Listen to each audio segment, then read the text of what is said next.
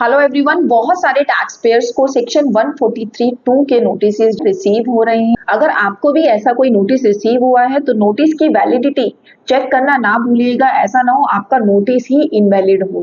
Notice की validity check करने के लिए मैं आपको बता दूं कि सेक्शन 143(2) के नोटिस को इशू करने की जो लास्ट डेट होती है वो है आपकी 3 months from the end of the financial year in which you had filed the return. इसका मतलब ये हुआ कि जिस फाइनेंशियल ईयर में आप इनकम टैक्स के रिटर्न को फाइल कर रही हैं उसके एंड होने के 3 मंथ्स के अंदर अंदर आपको ये नोटिस इशू किया जा सकता है।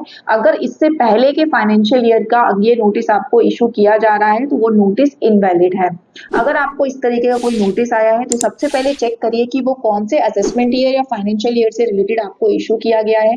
फिर आपको चेक करना है कि आपने उस फाइनेंशियल ईयर की इनकम टैक्स के रिटर्न को कब फाइल किया था।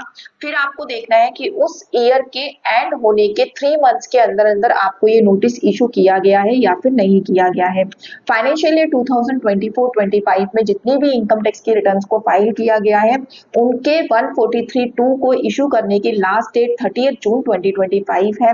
यही रीजन है कि बहुत सारे नोटिस 30 जून से पहले देखने को मिल रहे हैं। सेक्शन 143(2) के नोटिस का मतलब है कि आपके ऊपर स्क्रूटनी असेसमेंट स्टार्ट कर दी गई है। आपके इस पर्टिकुलर ईयर का जो केस है वो स्क्रूटनी के लिए सिलेक्ट किया गया है।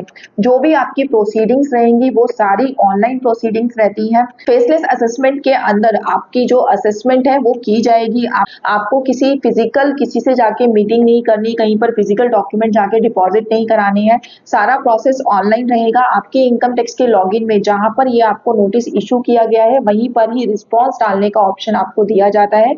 वहीं से ही आपको इन नोटिस का रिस्पॉन्स डालना है। अब बात करते हैं कि 143(2) का नोटिस आपको रिसीव क्यों हुआ है। ये सिस्टम जनरेटेड नोटिस है। इनकम टैक्स पोर्टल के एल्गोरिथम के अकॉर्डिंग अगर आपकी जो रिटर्न फाइल हुई है फिट नहीं है तो आपको ये नोटिस इशू हो सकता है। जैसे कि आपने रिफंड ज्यादा क्लेम कर रखा है, आपके कैरी फॉरवर्ड लॉसेस ज्यादा हैं, आपकी ऑडिट होती आ रही थी, सडनली आपने बीच में एक ऑडिट आपकी ड्रॉप हो गई, आपका जो इनकम टैक्स रिटर्न फॉर्म है वो आपने चेंज किया है, आपने कोई प्रॉपर्टी सेल करी थी उसकी जो डिक्लेरेशन है आपकी टैक्स रिटर्न में नहीं दी गई है, आपने अपने फॉरेन एसेट्स डिस्क्लोज नहीं किए हैं।